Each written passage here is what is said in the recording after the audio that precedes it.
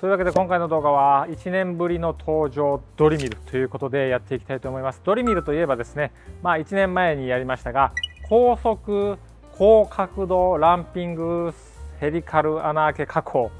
が可能なエンドミルとしてですね、1年前に紹介したわけなんですが、なぜそれが可能なのかっていうのは、こちらの動画を見ていただくといたしまして、というわけでね、今回何をやりますかと言いますと、ドリミルでバリバリ加工していく動画というふうになっております。加えてですね、岩田ツールさんの新製品情報も後ほどご紹介したいなと思います。というわけで、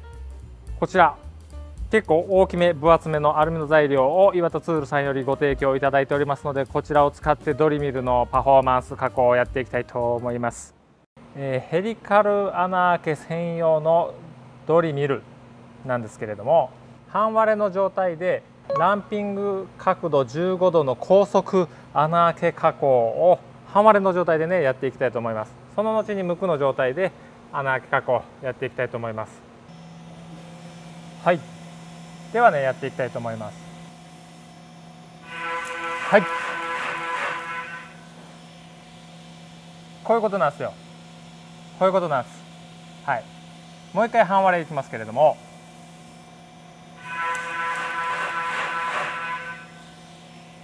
はい、何秒使ったかは分かりませんが、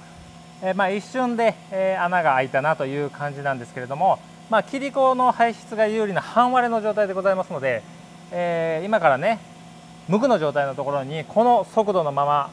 加工していきたいと思います。はい、こういうことなんです。これがドリミルの穴開け加工となっております。ちなみにね、高受け16パイ。穴開け忘れてもた穴開け忘れてもたけどご覧の通りですね、連続加工をしていても安定の穴開け加工となっております。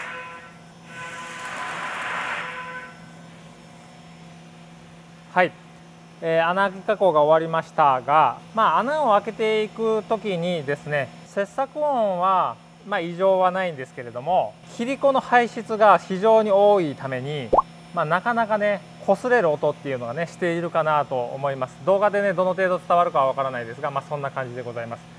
はい、ではヘリカル穴開け専用というふうに謳われてはいるものの、やはりエンドミルの形をしているということで、エンドミルの加工もしていきたいなということで、粗加工負荷制御加工をやっていきたいと思います。どうでしょうか。穴開け専用にしておくには惜しい程度にはですね、非常に能率の高い加工が可能になっております。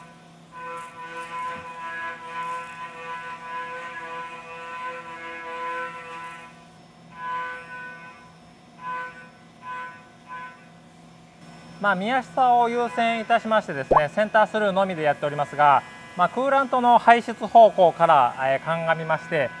普段のご使用の際には外部給油もお使いいただければなと思っております。はい、そして、平面加工ですね。でポケットの底面を加工しておるのですが、今ねプスッとね刺してそのまま底面仕上げ加工を走らせておりますが、V 型であるがゆえに、中心場がないであるがゆえに、非常に抵抗少なく底場を沈み込ませることができて仕上げ加工できるというふうになっております。はい、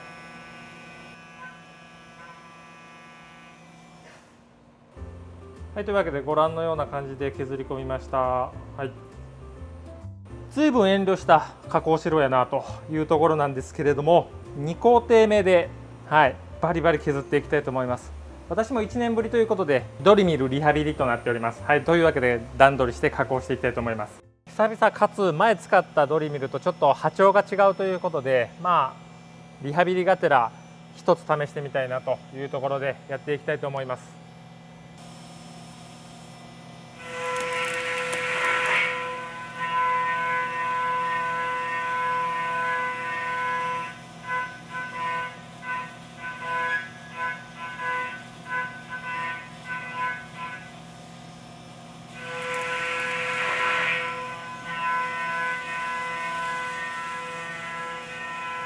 はい、というわけで、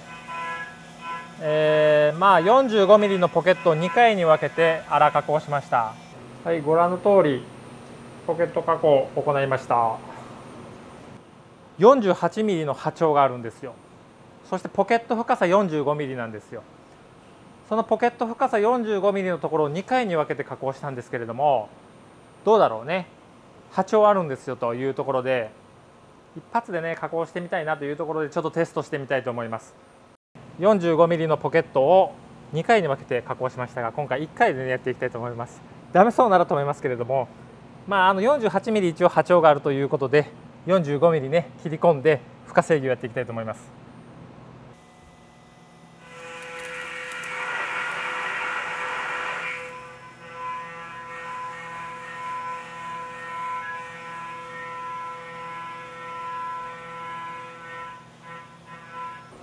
はい、2穴目2穴目ね。はい、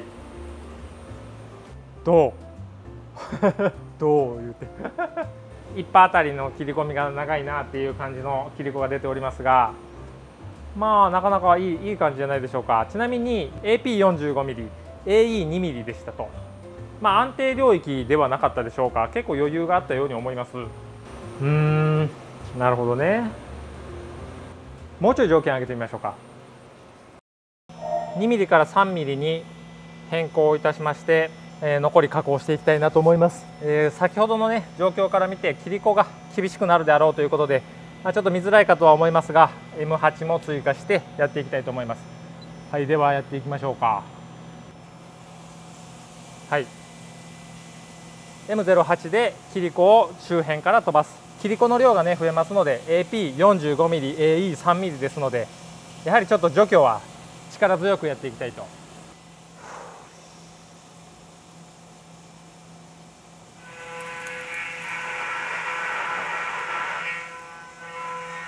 はい、さすがにちょっとカナキリ音というかビビリ音が混ざってきたかなという感じですが、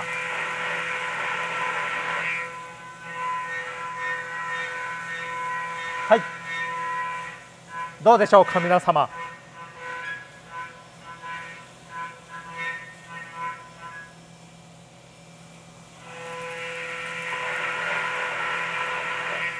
ないでしょう、ないでしょう。他にこの工具ないでしょうね。この速度で45ミリ切り込んで繰り広げする工具他にないでしょう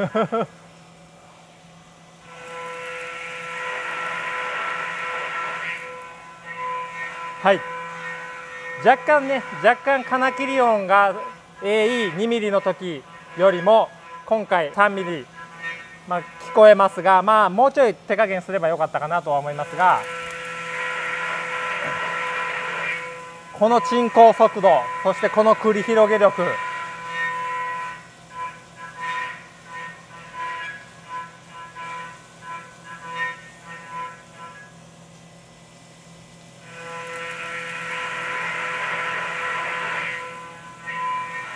これはすごいよ。特筆すべき点はですね、ハイトルク仕様ではあるものの、このブラザースピーディオ S1000 ハイトルク仕様ではあるものの BT30 の機械でございますので、どうですかねこれ。はい、こんな感じですね。はい、こちら深さの方もツイッと45ミリとなっております。はい、ではですね、ちょっと惰性的ではありますが、外形粗加工をやっていきたいと思います。さっきね、AE3 ミリでちょっと金切り音出ておりましたので、AE は2ミリに戻しまして、ちょっと刃当たり送りをね 0.1 から 0.2 に上げてやっていきたいと思います。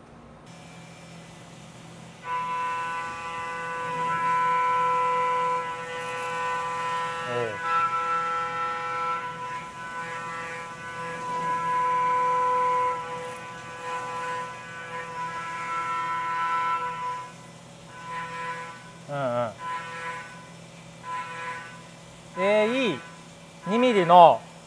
刃当たり 0.2 ミリなんか気持ちいいぐらい削れるっていう感じですね。非常に良いかなと思います。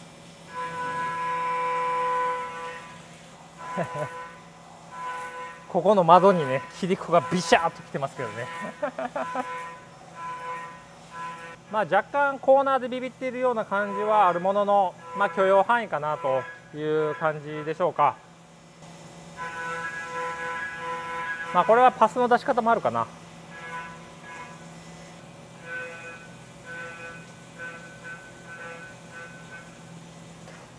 はい、なかなかの荒取り能力があるかなと思いますね。切り子がよ、まあ、都度都度流してはいるんですけどね、切り子がねすごいことになっておりますが、はい、ご覧のような状況となっております。こんな感じでございます。切り子のね排出がちょっとエグすぎてね、まあ、私こういうふうに金網で拾ってここのプラスチックのケースに集めて水切りして捨てるみたいな流れなんですけど、ちょっと追いつきま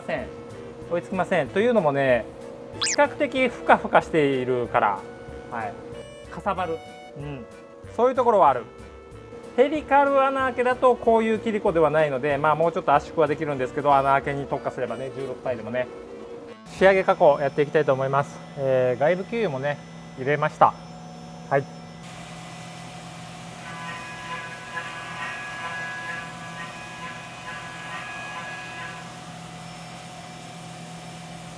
まあまあ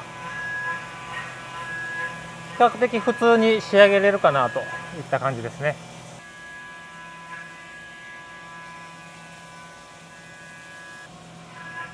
まあ私の都合でね、できればセンタースルーだけで加工できた方が見栄えがいいというところがあるんですけども、まあ、M08 を使うとこうなるじゃないですか。周りが見えないというところがあるんですけれども、まあ普通に使う分にはセンタースルーと、まあ、外部給油両方使ってやっていただければ非常に能率のいい加工ができるのではないかなと思います。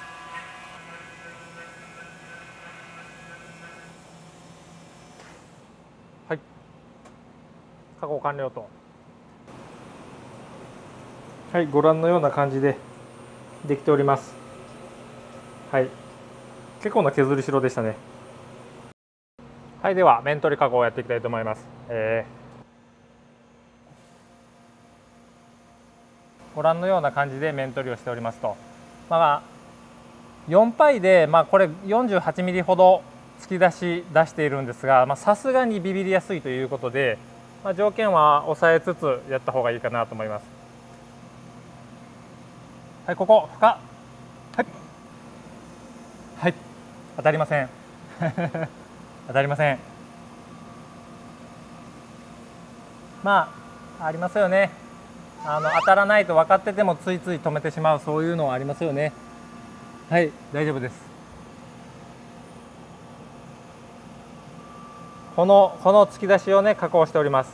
ちょっとビビってるかな。まあ、やはりこの突き出しちょっと扱いのね難しさはあるかなと思いますが、まあもちろん今48ミリ突き出しておりますが、まあ、別に48ミリ突き出さなくても大丈夫でございますので、まあ、例えば35ミリとか40ミリとかそこら辺で加工するとかねいけると思います。まあ、あるいはこのぐらいの干渉であるならば6パイとか8パイとかを使ってもいいかなとは思います。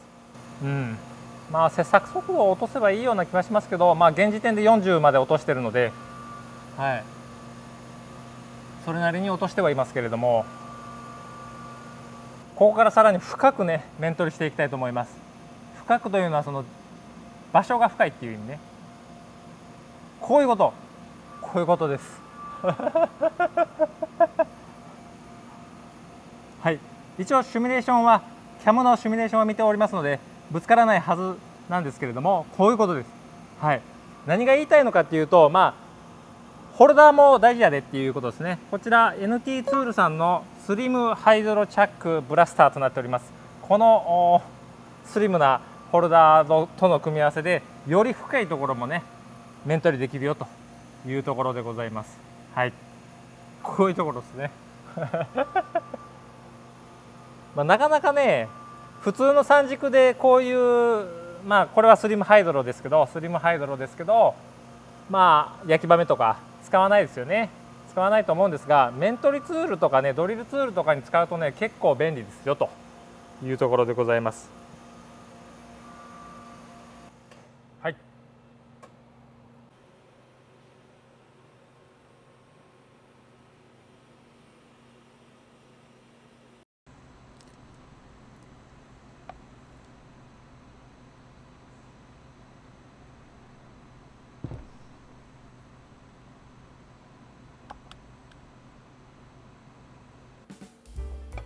はい、というわけで水洗いしてまいりました。だいぶね削り込みましたね。はい、ご覧のような仕上がりとなっております。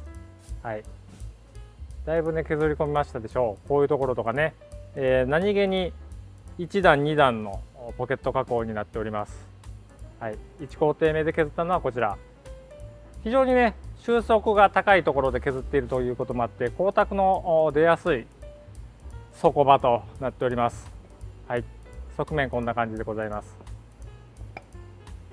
はい、というわけで皆様1年ぶりの登場ドリミルいかがだったでしょうか。ちなみにこちらのドリミルはですね、1年前使ったドリミルと違うものになっております。1年前使用したものは、これよりも波長が短く首逃がしがされたものを使用しましたが、今回は波長が長くなったものを使用しました。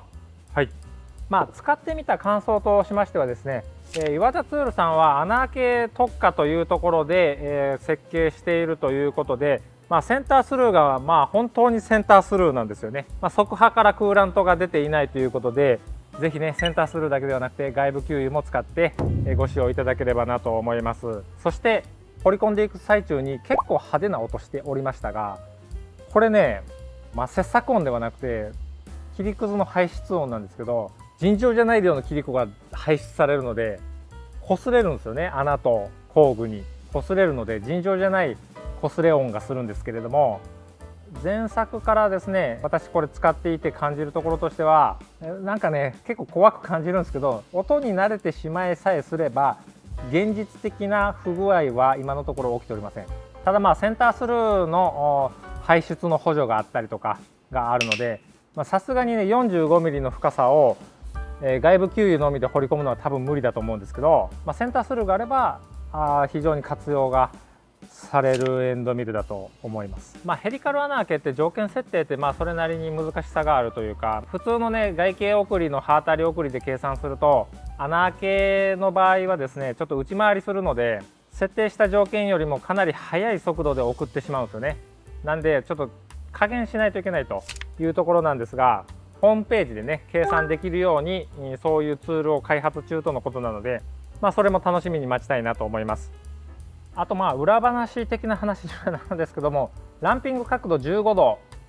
で今回加工しております。全部ね15度で加工しておりますが、どうやらその15度以上を目指しているらしいです。はい、15度以上を目指しているということなので、もろもろねメカトロ2023行かれる方はですね、岩田ツールブースに足を運んでですね、どういう状況みたいなのを聞いてみてはいかがでしょうか。岩田ツールのメカトロテックのブースではスピーディオを用いたですね実加工展示をやっておりますので、ぜひ見に行ってみてはいかがでしょうか。ブースに足を運んでですね、ドリミルどないなっとんねんっていうのを直接聞いてみてはいかがでしょうか。そしてですね、今回使用いたしましたマルチチャンファーロングシャンク、通常ラインナップこちらでございます。4パイ 40mm のラインナップが4パイの場合あったんですが、 100mm も拡充されましたよというところで、はい、こちら、10月中ほどから販売開始されるということのようで、動画が出る頃か動画が出たちょっとした後ぐらいに注文することが可能になると思われます。はい、でシャンクの長さが直径によって違うというふうに伺っておりますので、ここで346全長 100mm でラインナップされますと、81012全長 150mm でラインナップされますというふうになっております。そしてですね、通常ラインナップになかったですね、DLC コートが追加されますよということで、ロングシャンクと多分この短いシャンクの方にも DLC コートが追加されると思います。はい、使った感想を率直に言いますと、4パイで 100mm ありますが、じゃあ突き出しを 70mm 突き出しても普通に使えるかというと、皆様大体想像がつくと思いますが、普通には使えない。このね、例えば 10mm の突き出しで使っていたものを 70mm の突き出しで同じ条件で使えるのかというと使えません。さすがに、はい、突き出し 48mm で V40 で使いましたが、それでもやっぱり反響音、ビビリ音とまでは言わんが反響音はしていたと思います。はい、で、ただ二次返りとかはないんだが、こうやってもバリ返りはないんだが、手は切らないんだが、糸面取りであれば非常に綺麗にできる。ただこれを C0.2、0.3、0.4、0.5 っていうのを短い突き出しと長い突き出しを同条件でできるかっていうと、できないだろうなと思います。はい、なので私今回 48mm の突き出しを 4π のマルチャンでやりましたが、6π で 48mm とか 8π で 48mm の突き出しにした方がより確実な面取りができるかなと思います。はい、例えばこの全長 40mm だったものに対して 40mm の突き出しで加工するっていうのも可能にはなってますよと。なんせね、岩田社長にも言ったんですが、40mm はちょっと短いなというところでですね、私ちょっとプッシュしておりました。長いのにしてくれよみたいなね、長いのにしてくれよ DLC ないんかよみたいなねことを言っておりましたらですね、そういう問い合わせも結構あるということで、今回、長いものが出たという感じですね。 2.5 倍か 2.5 倍ぐらいの長さになりましたよということで、ここ全部の長さを使い切るのは、それなりにテクニックはいると思いますが、私が今使用しています NT ツールのスリムホルダーであれば、マックス短い突き出し、マックス長い突き出しも両方対応できますので、好きな長さでね使えばいいんじゃないのかなと思います。はい、多分ねあれだと思うんですよ。40mm の長さラインナップします。70mm の突き出し、長さラインナップします。100mm の長さラインナップしますだと在庫管理すげえ大変になると思うんですよね。だから100mm なんじゃないですかね、多分ね。はい、話に聞いたところによるとですね、マルチチャンファーリリースしてからですね、現在進行形で人気ということで、岩田ツールさんの生産能力を嬉しい悲鳴を上げさせる程度に圧迫する製品になったということで、サイズの拡充が進んでいなかったということなんですが、これを機にサイズの拡充とコーティングの拡充を進めていくということのようなので、皆様ご期待くださいませ。はい、というわけで今回の動画は以上になります。面白かった、参考になったという方いらっしゃいましたら、グッドボタン、チャンネル登録どうぞよろしくお願いいたします。というわけでご視聴ありがとうございました。